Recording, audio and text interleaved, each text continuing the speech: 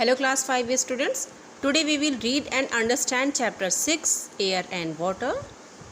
हमारी learning checklist है जो कि हमें चैप्टर में आगे पढ़नी है.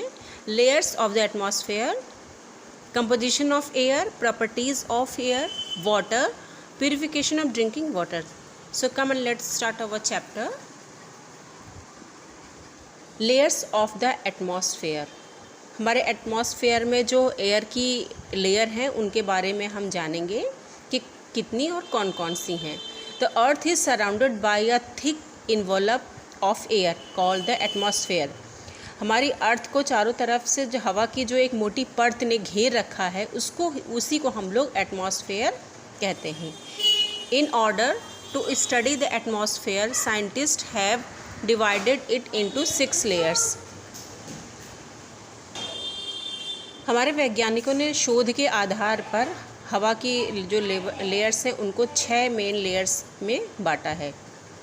सबसे पहली हमारी है troposphere. This is the first layer of the atmosphere just above to the ground.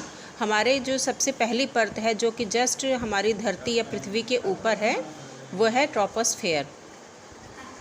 Troposphere is where we live in and where the most aeroplanes fly. Troposphere ही वो परत है जहाँ पर कि हम सभी रहते हैं. प्राणी जीव जंतु सारे इसी लेयर में रहते हैं और इसी लेयर में ही एरोप्लेन्स फ्लाई करती हैं या उड़ती हैं. The weather changes take places in this air.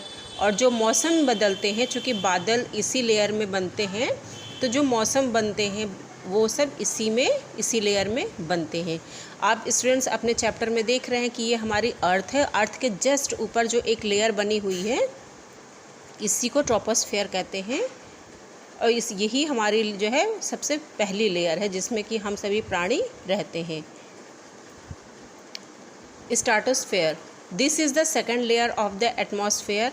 हमारे एटमॉस्फेयर की ये सेकंड लेयर है. आप देख सकते हैं अपने बुक ये चैप्टर में पिक्चर बना हुआ है. The ozone layer is a part of the stratosphere. जो ओजोन लेयर जो कि सूर्य से आने वाली पराबैंगनी किरणों को पृथ्वी पर डायरेक्ट पहुंचने से बचाती है तो वो इसी लेयर में इसी पार्ट में रहती है. This layer absorb harmful radiation from the sun and stops them from reaching the earth surface. और जो अर्थ सन से हार्मफुल रेजेस आती हैं उनको डायरेक्ट पृथ्वी पर पहुंचने से यही लेयर रोकती है. वो जो ये लेयर होती है ओजोन परत जो होती है वो सूर्य से आने वाली पराबैंगनी किरणों को रोक लेती हैं और डायरेक्ट वो अर्थ पर नहीं आ पाती है. अगर स्टूडेंट्स वो इतनी ज़्यादा हार्मफुल होती हैं वो रेज़ जो सन से आती हैं ये अगर वो डायरेक्ट अर्थ पर पहुंच जाएं उन्हें कोई भी ये लेयर रोक ना पाए तो उन हार्मफुल रेजेस की वजह से स्किन कैंसर होने का खतरा रहता है. Jet planes fly in the stratosphere. जो भी जेट प्लेन्स होती हैं वो स्ट्रेटोस्फेयर की लेयर में ही उड़ती हैं. Mesosphere. This is the third layer of the atmosphere from the earth surface. Earth की सरफेस से ये तीसरा लेयर होता है जिसको कि मेसोस्फेयर के नाम से जानते हैं. This is the coldest among all the atmospheric layers. और जितनी भी हमारी लेयर होती हैं उनमें सबसे ज़्यादा ठंडा जो एरिया होता है वो मेसोस्फेयर का ही लेयर जो होता है वो सबसे ज़्यादा ठंडा होता है. यहाँ का जो टेम्परेचर होता है वो लगभग -90 डिग्री का होता है. Meteors burn up in this layer while entering the earth surface. और जो मेटोर्स होती हैं जो उल्कापिंड अंतरिक्ष से आती हैं वो इसी लेयर में आकर वो जल जाती हैं या फिर मतलब इसी लेयर में आके वो ख़त्म हो जाती हैं, जल जाती हैं. क्योंकि इसका टेम्परेचर इतना ज़्यादा माइनस होता है कि जो उल्कापिंड आते हैं वो यहाँ पर आकर ख़त्म हो जाते हैं या जल जाते हैं. From the sun we see them as shooting stars. हम लोग कभी कभी अपने छत पर खड़े होकर रात में जब हम लोग स्काई की तरफ देखते हैं तो हमें ऐसा लगता है ना कि टूटते हुए तारे दिखते हैं. तो ये उल्कापिंड ही वो होते हैं जो उस लेयर में ख़त्म हुए होते हैं. Thermosphere. This is the fourth layer of the atmosphere from the earth surface. और जो थर्मोस्फेयर की लेयर होती है वो हमारे अर्थ से 4th नंबर की लेयर होती है. Space shuttles fly in this air. और जो स्पेस शटल होती हैं वो इसी लेयर में रहती हैं. Exosphere, this is the upper most layer of the atmosphere. हमारे एटमॉस्फेयर की ये एक सबसे ऊंची लेयर कही जा सकती है, सबसे ऊंची, या जो है आयनोस्फेयर से नीचे रहती है। There is no air beyond this, और इस लेयर में हवा बिल्कुल भी नहीं पाई जाती है। The air is very thin here, और इस लेयर में जो हवा होती भी है वो इतनी ज़्यादा थिन लेयर में होती है कि वहाँ पर सांस लेना भी बहुत मुश्किल होता है। Ionosphere, this layer overlaps the mesosphere, thermosphere and the exosphere, और ये लेयर इन सारी लेयर्स के सबसे ऊपर पाई जाती है। या दूसरे शब्दों में कहा जाए कि ये वो लेयर होती है जो मेसोस्फेयर, थर्मोस्फेयर और एग्जोस्फेयर के कुछ हिस्सों को या अंशतः ही उनको ढक लेती है। It change its size depending on the energy its absorb from the sun, और सन से मिलने वाली एनर्जी के ऊपर इसका साइज़ डिपेंड रहता है। वहाँ से जितनी एनर्जी या जिस मात्रा में वह एनर्जी गेन करती है, एब्जॉर्ब करती है, उसी के अकॉर्डिंग ये अपना साइज़ भी चेंज कर लेती है। This layer help into radio communication, और जो भी रेडियो कम्युनिकेशन हमारे यहाँ से जो भी स्थापित किया जाता है वो इसी लेयर में वो काम करता है। The atmosphere is useful to us in many ways, जो हमारा एटमॉस्फेयर है, जो हमारे पृथ्वी के चारों तरफ हवा की जो लेयर बनी हुई हैं वो हमारे लिए कितने तरह से यूज़फुल हैं वो हम आगे देखेंगे। It contains oxygen which is essential for the survival for living things, जो हमारा एटमॉस्फेयर है इसमें ऑक्सीजन गैस पाई जाती है या ऑक्सीजन की मात्रा होती है, जो कि जो लिविंग थिंग्स हैं उनके ज़िंदा रहने के लिए या उनको सर्वाइव करने के लिए सबसे ज़रूरी होता है। It also contains carbon dioxide which is required for photosynthesis, इसमें कार्बन डाइऑक्साइड की मात्रा भी होती है जो कि फोटोसिंथेसिस, जिससे कि पौधे अपना भोजन प्राप्त करते हैं या बनाते हैं, उसके लिए ज़रूरी होता है। It help to maintain the right temperature for the survival of living things, और ये लोगों के पृथ्वी पर रहने के लिए एक जो सही टेम्परेचर होता है, सही मात्रा में टेम्परेचर होता है, उसको मेंटेन करता है। It has the ozone layer which protect us from the harmful rays of the sun, और हमारी इन्हीं एटमॉस्फेयर में ओजोन लेयर पाई जाती है जो कि सन से आने वाले हार्मफुल रेजेस को इससे हमें प्रोटेक्ट करती है। कंपोजिशन ऑफ एयर, एयर जो हमारी होती है वो किन किन गैसेस से और किन से मिलकर बनी हुई होती है, इसमें हम वो जानेंगे। Air is a mixture of gases, air जो हमारी जो एयर है वो गैसेस का मिक्सचर होती है। It mainly consist of nitrogen 78%, oxygen 21% and other components such as carbon dioxide and other gases जो कि 1% होती हैं। ये मेनली कंसिस्ट होती है, इसमें कौन कौन सी गैस, नाइट्रोजन जो कि 78% होती है, ऑक्सीजन 21% होती है हमारे एटमॉस्फेयर में, और जो अदर कंपोनेंट्स हैं जैसे कि कार्बन डाइऑक्साइड और अदर गैसेस जो होती हैं वो 1% होती हैं हमारे एटमॉस्फेयर में। Air also contains small quantities of water vapour, dust and smoke, और इसके साथ ही साथ एयर में जो और दूसरी स्मॉल क्वांटिटीज़ में जो पाई जाती हैं वो है वाटर वेपर, मतलब जो वाष्प या भाप के नाम से आप जानते हैं, डस्ट धूल, और स्मोक धुआं। Nitrogen, it is the most abundant gas in the atmosphere, atmosphere में सबसे ज़्यादा मात्रा में पाई जाने वाली गैस जो होती है वो है nitrogen. Living things required nitrogen but it can not be taken directly from the air, जितनी भी लिविंग थिंग्स हैं उन सभी को नाइट्रोजन की रिक्वायरमेंट होती है, लेकिन ये हम लोग नाइट्रोजन गैस को डायरेक्ट एयर से नहीं ले सकते हैं। Plant get nitrogen with the help of bacteria present in the soil, और जो हमारे प्लांट्स होते हैं सबसे पहले वो सॉइल में जो बैक्टीरिया प्रेजेंट होते हैं उनके थ्रू प्लांट को नाइट्रोजन गैस मिलती है। स्टूडेंट, जैसे ऑक्सीजन होती है, ऑक्सीजन हम लोग डायरेक्ट एटमॉस्फेयर से या जो हमारे आसपास का रहता है वहाँ से हम लोग ऑब्टेन कर लेते हैं, लेकिन नाइट्रोजन हम लोग किसी ना किसी के थ्रू हमारे बॉडी में जाता है, और ये गैस ऐसी होती है जैसे ऑक्सीजन हमें ज़िंदा रहने के लिए ज़रूरी होती है, तो उसी तरह जो नाइट्रोजन गैस होती है वो हमारी ग्रोथ के लिए, वो लिविंग थिंग्स की ग्रोथ के लिए ज़रूरी होती है। These bacteria fix the atmospheric nitrogen to different form that can be taken by the plants. और जो ये बैक्टीरिया होते हैं ये हमारे एटमॉस्फेरिक नाइट्रोजन में जो है फिक्स रहते हैं किसी न किसी रूप में, डिफरेंट फॉर्म में, जिसको कि प्लांट्स लेते रहते हैं। Nitrogen is also added to the soil by means of fertilisers. जैसे कि जो है उन बैक्टीरिया के साथ में जो हमारे फर्टिलाइज़र्स होते हैं जो कि हमारे अनाज को या फसलों को जो है बढ़ाने के लिए ज़रूरी होते हैं, और कीटनाशक यूज़ करके बचाव किया जाता है फसलों को, तो ये फर्टिलाइज़र्स के रूप में भी नाइट्रोजन गैस जो है प्लांट्स को मिलती है। Human beings and animals gate nitrogen both plant and animal sources of food. जो ह्यूमन बींग्स होती हैं और एनिमल्स, इनको दोनों तरह से जो है नाइट्रोजन मिलता है। जो प्लांट और एनिमल सोर्सेज फूड होते हैं उन दोनों ज़रिए से एनिमल और ह्यूमन बींग्स को नाइट्रोजन मिलता है। Oxygen. Oxygen is necessary for the survival of living things. Oxygen gas जो होती है वो लिविंग थिंग्स को सर्वाइवल करने के लिए बहुत ही ज़्यादा ज़रूरी होती है।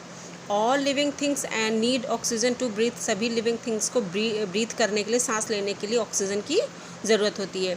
Oxygen is also needed for burning. Burn करने के लिए या किसी भी चीज़ को जलाने के लिए, इवन ए कैंडल तक को जलाने के लिए हमें ऑक्सीजन की नीड या आवश्यकता होती है। Green plants give out oxygen during the process of photosynthesis. जो ग्रीन प्लांट्स होती हैं वो फोटोसिंथेसिस के प्रोसेस में, मतलब जब उन अपना भोजन बनाती हैं तो उस प्रोसेस में वो carbon dioxide gas oxygen gas release करती हैं। Carbon dioxide and other gases. Carbon dioxide is released into the atmospheric during breathing and burning. जब भी कोई चीज़ जो है हमारे एटमॉस्फेयर में जलती है या फिर जो है ब्रीथ किया जाता है, सांस लिया जाता है, तब उस ब्रीथिंग और बर्निंग के ज़रिए कार्बन डाइऑक्साइड हमारे एटमॉस्फेयर में रिलीज़ होती है। Plant use carbon dioxide for the process of photosynthesis. Plants को फोटोसिंथेसिस के प्रोसेस में कार्बन डाइऑक्साइड की आवश्यकता होती है। Other gases such as helium, neon, hydrogen, argon, krypton and ozone are also present in the air. ये ऐसे कुछ गैसेस हैं जो कि हमारे एयर में प्रेजेंट रहती हैं, ऑक्सीजन, कार्बन डाइऑक्साइड और नाइट्रोजन के साथ ही साथ। Water vapour, dust and smoke. Air also contains a small amount of water vapour, dust and smoke. Air में इन सभी गैसेस के अलावा जो और मिला हुआ होता है वो है हमारा वाटर वेपर, मतलब वाष्प के रूप में, और धूल और धुएं के रूप में ये हमारे जो है हवा में मिला हुआ रहता है। Heat from the sun cause water to evaporate from the surface of the sea, ocean, lakes etcetera. हमारे सी से, ओशन और लेक्स आदि जगहों से जो सन होती है वो उसको वाटर को एवेपोरेट करती है। इस तरह से जो सन की गर्मी से, सन की गर्मी की वजह से हमारे समुद्र, महासागरों और लेक्स के जो पानी होता है वो वाटर वेपर के रूप में चेंज हो जाता है।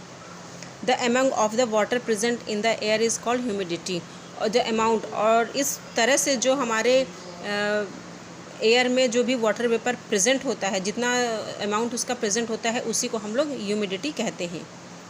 It plays an important role in determining weather conditions. और ये वेदर कंडीशन को निर्धारित करने में एक इम्पॉर्टेंट रोल प्ले करता है।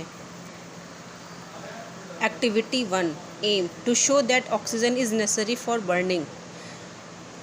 आप इस एक्टिविटी के ज़रिए स्टूडेंट्स ये जान सकते हैं कि जो है बर्न करने के लिए ऑक्सीजन की जो आवश्यकता होती है वो क्यों होती है। जो भी मटेरियल रिक्वायर्ड है वो है 2 candles and a glass jar. A procedure: place the candles on a table and light them. एक कैंडल को एक टेबल पर रखकर एक कैंडल को उसको जलाते हैं हम लोग। After a while invert the glass jar over one of the candles. और दो कैंडल्स को हम लोग एक टेबल पर रख के जलाते हैं और उनमें से एक कैंडल के ऊपर हम लोग एक ग्लास जार को कवर कर देते हैं उसको। Observation: the candle that is exposed to air continuous to burn, whereas the candle covered by the jar burned for a short while and then start burning. जो कैंडल जिसको खुली हवा मिल रही है वो तो जो है कंटिन्यू बर्निंग, मतलब उसका जलना लगातार जारी है, लेकिन दूसरी तरफ जिस कैंडल को हम लोग ने ग्लास जार से ढक दिया था वो थोड़ी देर तो जलती है, फिर उसके बाद वो बुझ जाती है, जलना बंद कर देती है। Reasons: the flame of the candle in the jar goes off because covering the candle cuts off the oxygen supply. क्योंकि जिस कैंडल को हम लोग ने ग्लास जार से कवर कर दिया था उसको थोड़ी देर में ही ऑक्सीजन सप्लाई मिलना बंद हो जाती है और इस वजह से वो कैंडल बुझ जाती है। Conclusion: this shows that oxygen is essential for burning.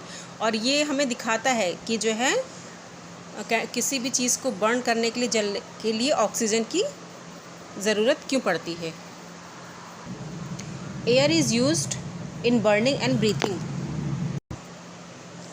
Air की ज़रूरत सांस लेने के लिए और कोई भी चीज़ को जलने के लिए, बर्न करने के लिए होती है। Air also causes rusting. और जो भी जंग लगती है उसका कारण हवा ही होती है। Object made of iron get covered with the reddish brown substance called rust. और जो भी ऑब्जेक्ट आयरन के होते हैं, लोहे का कोई भी जो ऑब्जेक्ट होता है, सामान्य पदार्थ होता है, उसके ऊपर हम लोग देखते हैं ना कि एक रेडिश ब्राउन कलर का सब्सटेंस उस पर जो है लगा हुआ होता है, तो उसी को हम लोग रस्ट या जंग के नाम से जानते हैं। This happen when iron object come in contact with the oxygen and water vapour present in the air and form iron oxide. और ये इस वजह से होता है कि जब आयरन जो भी होता है, जो भी लोहा होता है, जब वो ऑक्सीजन के कांटेक्ट में आता है या फिर जो वाटर वेपर प्रेजेंट होता है हवा में उसके कांटेक्ट में आता है, तब ये आयरन ऑक्साइड में चेंज हो जाता है और इस वजह से वो धीरे धीरे उस पर जंग लगती है। Iron objects such as gates and grills are painted to prevent exposure to air. जो भी आप देखते होंगे कि आपके यहाँ गेट लोहे के लगे होते हैं या फिर ग्रिल्स जो होती हैं लोहे की, उनको अक्सर पेंट किया जाता है जिससे कि उन पर जो है हवा, मतलब हवा से बचाया जा सके, हवा आने से उनको बचाया जा सके। क्योंकि हवा में जो एयर वेपर रहते हैं और उसी की वजह से ही उनमें रस्ट या जंग लग जाती है। Properties of air: air is matter, it is occupies space and has wait. Air एक मैटर होता है, एक पदार्थ होता है जो कि एक स्पेस ऑक्यूपाइज करता है, जिसको कि मतलब एक स्पेस की ज़रूरत होती है और उसका अपना एक वेट होता है। Let us do these simple activities to understand this properties of air. हम कुछ एक्टिविटीज़ के ज़रिए समझेंगे कि जो है एयर की प्रॉपर्टीज़ क्या होती हैं। Activities: aim to show that air has weight जो है हवा का वेट दिखाने के लिए हम इस एक्टिविटी को करेंगे। मटेरियल्स रिक्वायर्ड हैं 2 balloons, a needle, 2 pieces of thread and a scale. Procedure: blow air into both the balloons. Tie the balloon with the help of a thread either sides of the scale. Tie a thread of the middle of the scale and suspend it from a stand. Observe how the scale is positioned. Now burst one of the balloon with a needle. Observe that what happens. Observation: when one of the balloons is burst, the scale tilts towards the balloon that has air. Reason: that happens because the intact balloon has air inside it which make it heavier, hence the scale tilts. Conclusion: air has weight. तो students, इस activity में सबसे पहले कि हम 2 balloons लेंगे जिसमें हवा भर देंगे दोनों बलून्स में, और उसको एक स्केल के दोनों छोर में या दोनों किनारों पर हम लोग उसको बांध देते हैं। दोनों फूले हुए बलून्स को जिसमें कि हवा भरी होती है, सबसे पहले उनको बांध देते हैं, फिर उसको एक स्टैंड से हम लोग उस स्केल को टांग देते हैं। और फिर एक बलून जिसको कि हम लोग सुई से, जिसमें फूले हुए बलून में जब हम लोग इसमें सुई चुभो देते हैं तो क्या होता है, उस बलून से हवा निकल जाती है। तो जो बलून जो है जिसमें हवा भरी होती है वो स्केल का साइड झुक जाता है उस हवा भरे बलून की तरफ। तो हमें इससे क्या पता चलता है कि जब ये खाली बलून है, इसका जो वेट था वो वेट अब गायब हो चुका है और जो स्केल का पूरा वेट झुक गया है किस तरफ, जिस तरफ जो है बलून में एयर फिल्ड है। तो इससे हमें पता चलता है ना कि जो एयर होती है उसका अपना कोई वेट होता है। Activity 3: to show that air occupies space, मतलब एयर जो है स्पेस भी लेती है, ये हमें शो करना है। Material required a balloon. Procedure, bring the balloon to your mouth and blow air in it. Observe that what happens. Observation, the balloon increases in size when you blow air in it. The air we blow into the balloon occupies space, hence the balloon increase in size. Conclusion, air occupies space. इसमें हम लोग students एक balloon लेते हैं, like अपने chapter में आप सबसे पहले देख रहे हैं कि एक जो है गर्ल है, उसने एक बलून ले रखा है रेखा, और उसने बलून में अपने मुंह से देखिए ये हवा इसमें फिल कर रही है, तो ये धीरे धीरे जो बलून का साइज़ जो है वो इंक्रीज़ होता चला जा रहा है। तो इससे क्या पता चल रहा है कि जो बलून है या जो एयर है वो स्पेस लेती है। जिस चीज़ में हम लोग जो है एयर फिल करते हैं वो उसी का रूप या उसी का साइज़ ले लेती है। As air occupies space we are able to fill it in tyres, football, bladders, swimming floats like life buoys, life saver and life belts and air pillows. चूँकि एयर स्पेस लेती है तो इस वजह से हम लोग किसी भी चीज़ में लाइक टायर, फुटबॉल, ब्लैडर और स्विमिंग फ्लोट्स जैसे जो भी यूज़ होती हैं स्विमिंग के समय में, और एयर पिलोज़, मतलब जिस पिलो को हम लोग ट्रैवल करते समय यूज़ करते हैं कि जब ज़रूरत पड़ती तब उसको एयर उसमें फिल करके उसको हम लोग यूज़ कर लेते हैं, और जब हमारी ज़रूरत ख़त्म हो जाती है तो हम लोग उसमें से एयर रिलीज़ करके उस पिलो को बिल्कुल पतला सा करके अपने लगेज में रख लेते हैं। तो हम इन सब जो है प्रोसेस से हम लोग ये जान जाते हैं, समझ में आता है कि एयर का अपना एक स्पेस होता है या एयर स्पेस लेती है।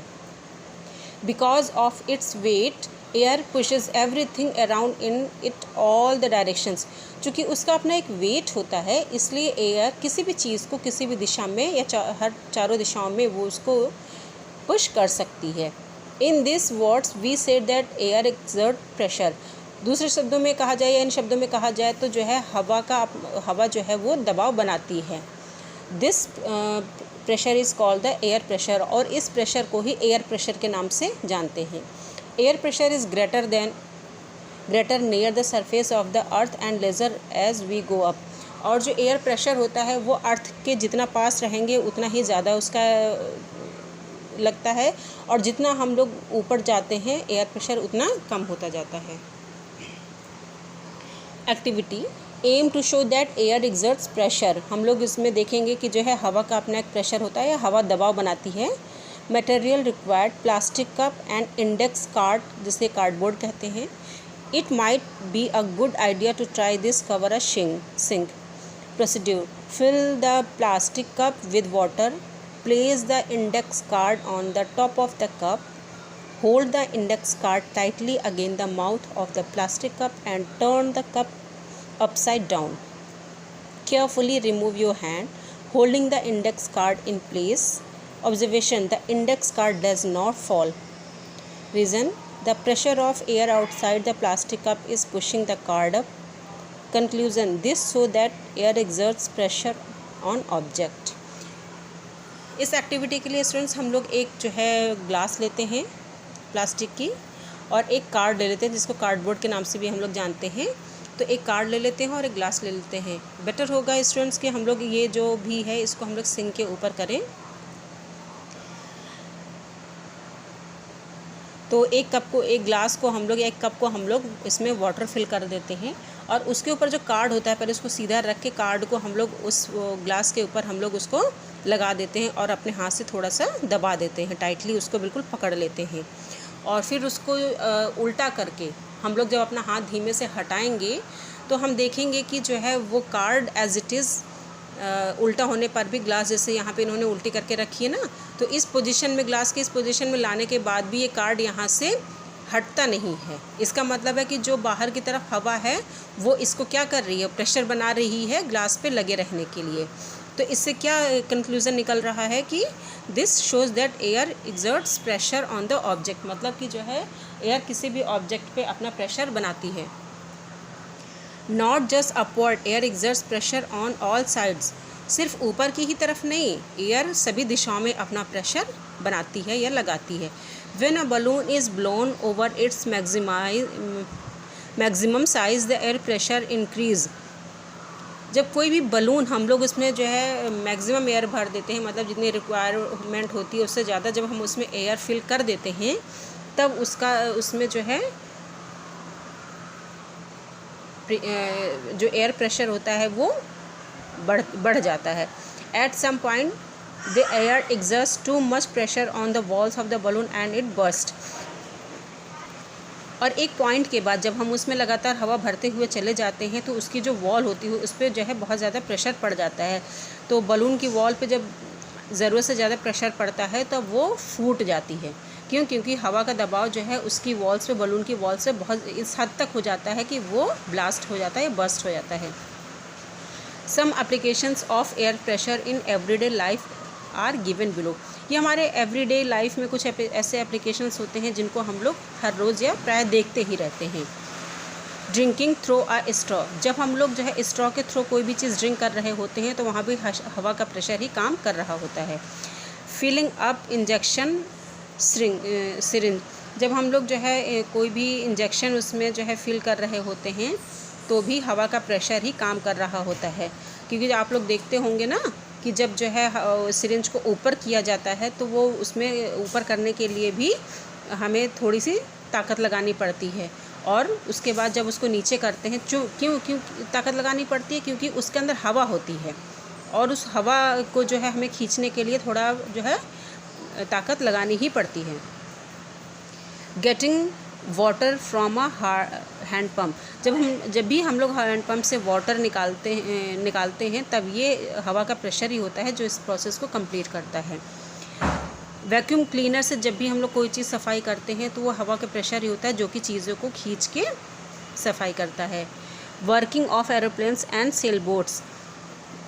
एरोप्लेन और सेल बोट्स तभी सही तरह से काम करती हैं जब हवा का प्रेशर सही तरीके से वर्क करता है उन पर। Water like air, water is also essential for survival of living things. हवा की ही तरह स्टूडेंट्स वाटर जो होता है, पानी, वो सभी लिविंग थिंग्स के सर्वाइवल के लिए बहुत ही ज़्यादा ज़रूरी होता है। We need water for drinking, cooking, bathing etcetera. हमें पानी की ज़रूरत पीने के लिए, खाना बनाने के लिए और नहाने के आदि चीज़ों के लिए पड़ती है। It is very important that we drink clean and pure water. और ये बहुत ही ज़्यादा इंपॉर्टेंट होता है कि हम हमेशा क्लीन और प्योर वाटर ही पिएं। Rain water, rivers, pond, lakes and wells are some of the main sources of water. Rain water, बारिश का पानी, नदी, तालाब, झीलें और कुएँ कुछ ऐसे जो है मेन सोर्सेज हैं जो कि जिनसे हमें पानी मिलता है। Water from these sources contains substances such as sand, dirt, germs which make the water impure and thus unfit for use. Water में कुछ जो ये वाटर के जितने भी सोर्सेज हैं उन सभी में कुछ सब्सटेंस मिले हुए होते हैं जो कि जैसे कि सैंड हो गया, रेत, धूल, मिट्टी, जर्म्स, ये सभी मिल के वाटर को इम्प्योर, अशुद्ध बना देते हैं जिसकी वजह से वो हमारे यूज़ के लिए अनफिट हो जाता है। Water needs to be purified to make it fit for human consumption. जो वाटर होता है उसको प्योरीफाई करने की ज़रूरत होती है जिससे कि इसको मनुष्यों के लिए या ह्यूमंस के लिए कंजम्पशन मतलब होता है ईटिंग और ड्रिंकिंग के लिए उसको फिट बनाया जा सके।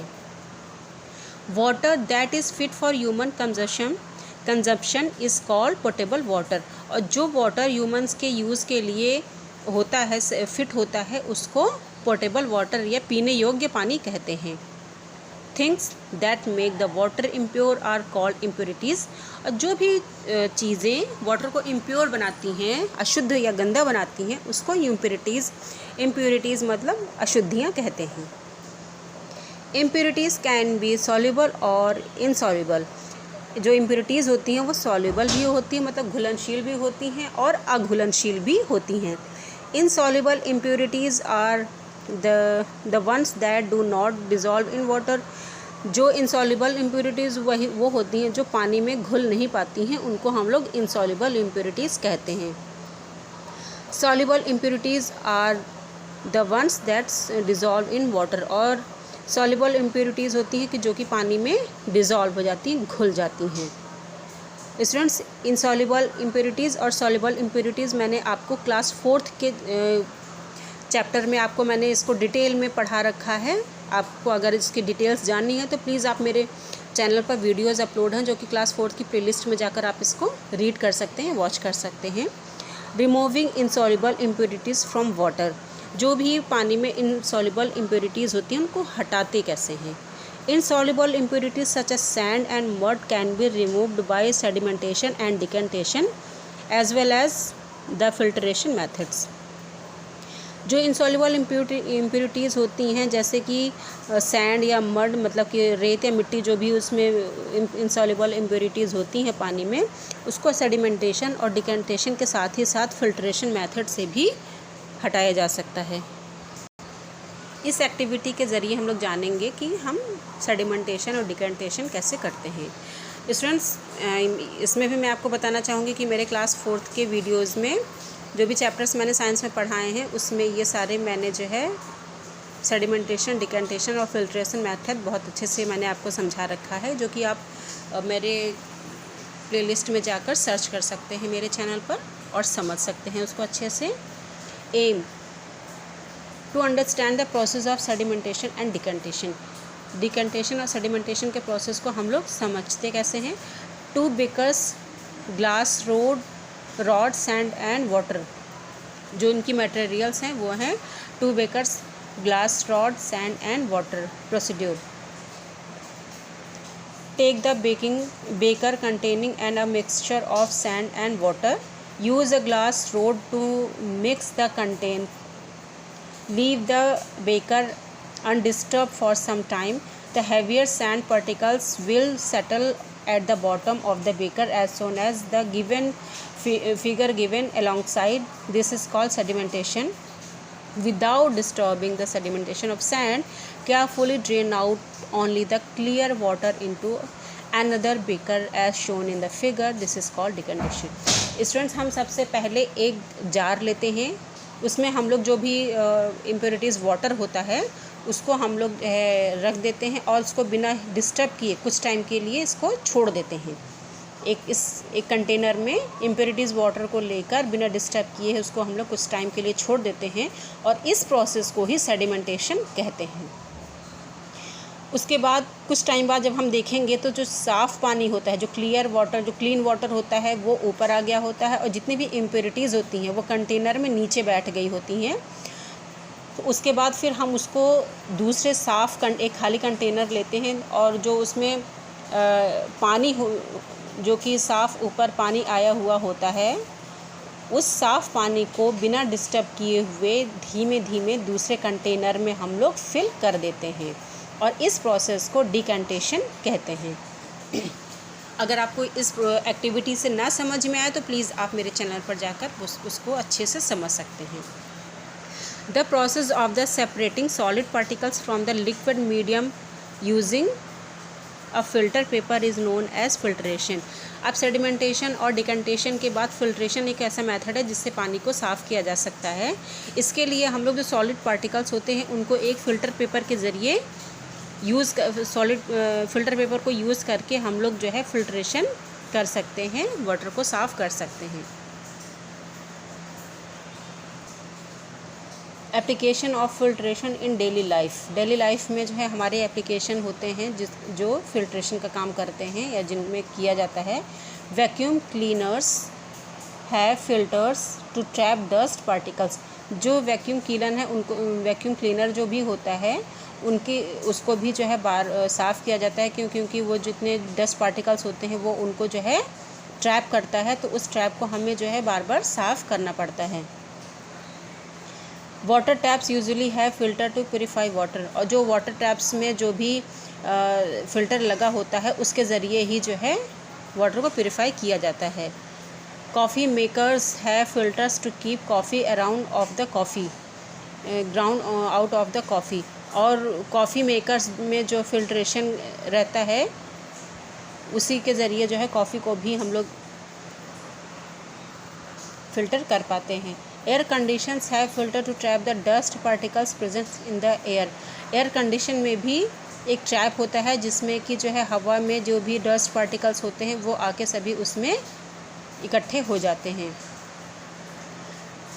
Removing soluble impurities from water, और जो सॉल्युबल इम्प्योरिटीज़ होती हैं, लाइक जो इम्प्योरिटीज़ पानी में घुल जाती हैं, वो कैसे जो है उनको रिमूव किया जाता है, हम लोग आगे जानेंगे। The soluble impurities in water can be removed through the evaporation and distillation methods. जो सॉल्युबल इम्प्योरिटीज़ होती हैं उनको इवोपरेशन और डिस्टिलेशन मेथड से रिमूव किया जाता है। Common salt, otherwise called sodium chloride, is extract from the sea water by the process of evaporation under the sun. जो हमारा सी वाटर होता है वो चूँकि हमारा सॉल्टी वाटर होता है, तो उसको हम लोग सन के नीचे एवोपरेट करके उसको हम लोग साफ़ कर सकते हैं। Let us perform an activity to understand this process. Aim to understand the process of obtain salt from the sea water by evaporation. अब हम लोग एवोपरेशन के ज़रिए देखेंगे कि सी वाटर को हम लोग जो है कैसे एवोपरेट करते हैं। Material required a shallow dish, salt water and Bunsen burner. इसके लिए हमें एक शैलो डिश की ज़रूरत होती है, सॉल्ट वाटर और एक बंसेन बर्नर की रिक्वायरमेंट है इसमें। Procedure, set up the apparatus as shown in the picture.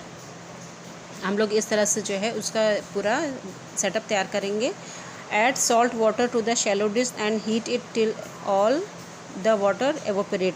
हम लोग जो है इस शैलो डिश में जो है सॉल्ट वाटर हम लोग फिल करेंगे और उसको तब तक हीट करेंगे जब तक कि वो जो है एवोपरेट ना हो जाए, मतलब जो उसमें जो पानी भरा हुआ होता है वो भाप बनकर जब तक नहीं उड़ जाता तब तक उस स्टेट तक हम लोग इसको गर्म करते रहेंगे, इसमें हीट देते रहेंगे। Observation, as the water evaporate we can see salt getting deposit along the inner walls of the dish. चूँकि एवोपरेट होने के बाद में हम देखते हैं कि जो डिश में सबसे नीचे की लेयर जो होती है, उसकी वॉल होती है डिश की, उसमें जो है जो सिर्फ सॉल्ट ही बच जाता है, बाकी पानी क्या हो जाता है, वो एवोपरेट हो जाता है, भाप बन जाता है। Distillation is a process that can be use to separate a pure liquid from a mixture of liquid due to the difference in the their boiling points. Distillation में हम लोग जानेंगे कि मिक्सचर वाटर में से क्लीन वाटर को कैसे separate किया जाता है, और इसको डिफरेंट बॉइलिंग पॉइंट्स होते हैं जिस पे जो है डिस्टिलेशन प्रोसेस वर्क करता है। अब आगे देखते हैं। The process involve the following steps. आप अपने चैप्टर में देख रहे होंगे कि ना, तो इस स्टेप्स के ज़रिए भी हम आपको बताएंगे कि कैसे प्रोसेस वर्क करता है। Impure water is heated in a round bottom flask. जो इम्प्योर वाटर होता है उसको हम लोग एक राउंड बॉटम फ्लास्क में हीट करते हैं या गर्म करते हैं। Water evaporate to form water vapour and the impurities are left behind. जो वाटर वेपर होता है, वाटर जो होता है वो वाटर वेपर के फॉर्म में चेंज होके वो वहाँ से निकल जाता है फ्लास्क में से, और जो भी इम्प्योरिटीज़ होती हैं वो नीचे रह जाती हैं, इसमें छूट जाती हैं। Water vapour passes through the condenser and cool down to form water. और जो वाटर वेपर होता है वो कंडेंसर किसी भी चीज़ को ठंडा करने का काम करता है। तो जो वाटर वेपर होता है वो कंडेंसर के थ्रू ठंडा होके वो दूसरे कंटेनर में चला जाता है, पानी के रूप में चेंज हो जाता है।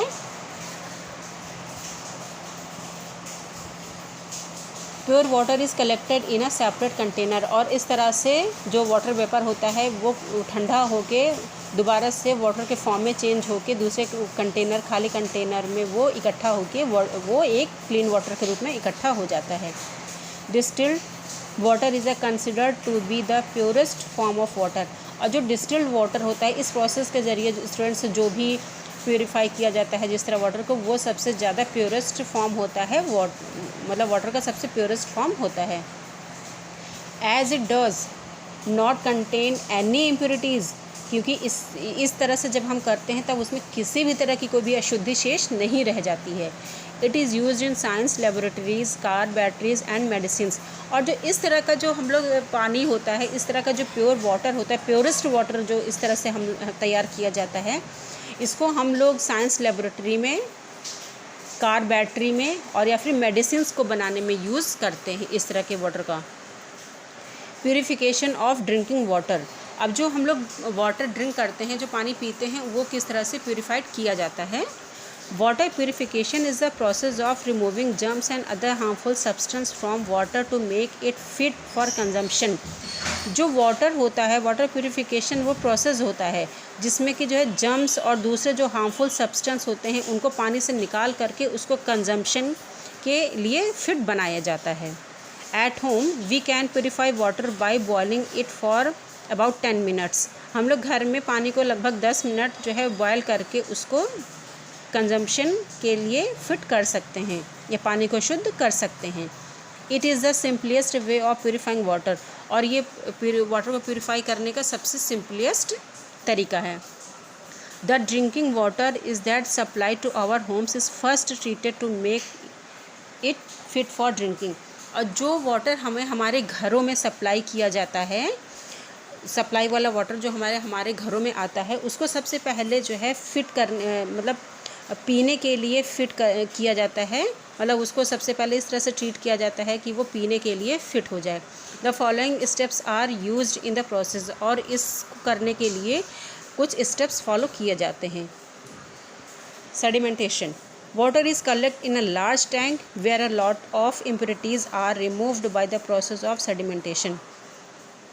वाटर को एक सबसे पहले बहुत लार्ज टैंक में कलेक्ट किया जाता है जिसमें कि बहुत ढेर सारी, चूँकि उस पानी में बहुत ढेर सारे इम्प्योरिटीज़ होती हैं और उनको सेडिमेंटेशन के ज़रिए रिमूव किया जाता है। सेडिमेंटेशन में आप जानते हैं ना कि किसी भी कंटेनर में इम्प्योरिटीज़ मतलब जो वाटर इम्प्योरिटीज़ होती हैं उनको अनडिस्टर्ब छोड़ दिया जाता है। Chemicals such as alum are added to increase the rate of sedimentation. जो केमिकल्स होते हैं जैसे कि एलम फिटकरी को हम लोग कहते हैं, तो इनको ऐड करके जो है जो सेडिमेंटेशन होता है उसको हम लोग ज़्यादा अच्छे तरीके से या उस स्तर को ज़्यादा बढ़ा देते हैं। Aeration is a process in which the oxygen content of the water is increase. Aeration वो प्रोसेस होता है जिसमें कि जो पानी होता है उसमें ऑक्सीजन बढ़ाकर पानी को फिल्टर किया जाता है। Filtration, after sedimentation finer impurities are removed by the process of filtration. इस सेडिमेंटेशन के बाद स्टूडेंट्स कुछ फाइनर इम्प्योरिटीज़ रह जाती हैं, बहुत महीन अशुद्धियाँ रह जाती हैं जो कि हम ऐसे जो है उनको देख नहीं पाते हैं, तो उनको फिल्ट्रेशन के ज़रिए ही उनको रिमूव किया जाता है।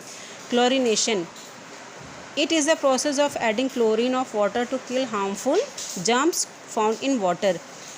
क्लोरिनेशन वो प्रोसेस होता है जो कि क्लोरीन ऐड करके, केमिकल्स टैबलेट ऐड करके वाटर के जो हार्मफुल जर्म्स होते हैं उनको मार दिया जाता है और इस तरह पानी को पीने योग्य बनाया जाता है। Chlorination can be done at any point during the water purification process. और जो वाटर प्यूरिफिकेशन का जो प्रोसेस चलता है ना स्टूडेंट्स, जैसे सेडिमेंटेशन, एरेशन, फिल्ट्रेशन, इनमें जो है क्लोरिनेशन आप किसी भी पॉइंट पर कर सकते हैं। The purified water is then supply to our home. और इतने प्रोसेस के बाद में जो वाटर प्योरीफाई होता है वो ही पानी हमारे घरों में सप्लाई किया जाता है। मैं आपको आपके जो चैप्टर में ये पिक्चर मेथड से बताया गया है, मैं इससे बताती हूँ आपको कि जो हमारे घरों में पानी सप्लाई होता है वो किस तरह से प्योरीफाई किया जाता है। तो प्योरीफिकेशन ऑफ वाटर में आप देख रहे हैं, सबसे पहले है वाटर रिज़र्व किया जाता है एक टैंक में। यहाँ पर जो है एक बड़े टैंक में वाटर को जो है हम लोग ने स्टोर कर रखा है और सेडिमेंटेशन के लिए उसको छोड़ दिया जाता है, मतलब उसको कुछ टाइम के लिए डिस्टर्ब नहीं किया जाता है। फिर ये दूसरे टैंक में ट्रांसफ़र होता है जिसमें कि एरेशन का प्रोसेस किया जाता है इनको ऑक्सीजन देकर। उसके बाद जो इसमें इम्प्योरिटीज़ थोड़ी बहुत बची रह जाती हैं, लाइक सेडिमेंटेशन में जो भी अशुद्धियाँ रहती हैं वो तो इसी टैंक में छूट जाती हैं और बाकी का जो क्लीन वाटर होता है वो एरेशन टैंक में चला जाता है। लेकिन इसमें भी कुछ ऐसी अशुद्धियाँ होती हैं जो बची रह जाती हैं और सेडिमेंटेशन में क्लीन नहीं हो पाती हैं, उसको हम लोग फिल्ट्रेशन पेपर के ज़रिए इस फिल्ट्रेशन टैंक में लाकर साफ़ करते हैं और उसके बाद उसको उस टैंक में लेके आते हैं फिल्ट्रेशन करने के बाद में, जिसमें क्लोरिनेशन ऐड किया जाता है। क्लोरिनेशन प्रोसेस करने के बाद में हम लोग जो वाटर होता है वो हमारे घरों में सप्लाई होता है और वो हम उसको पीने के लिए यूज़ करते हैं, पीने के लिए, खाने के लिए, बाथिंग के लिए और हमारे डेली लाइफ्स के जितने भी रिक्वायरमेंट होती हैं वाटर को लेके, उन सभी के लिए फिर वो वाटर फिट हो जाता है। सो स्टूडेंट्स, हमारा chapter 6 air and water complete हो गया है। आपको आगे के और चैप्टर्स अगर आप समझ में आते हैं, मेरे पढ़ाने का तरीका अच्छा लगता है, तो मैं अपने चैनल्स पे और चैप्टर्स अपलोड करती रहूँगी, और जिसके लिए मुझे आप लोगों की सपोर्ट की ज़रूरत है। तो प्लीज़ मुझे सपोर्ट करने के लिए मेरे चैनल को लाइक शेयर सब्सक्राइब ज़रूर करिए। Thank you so much. Bye bye.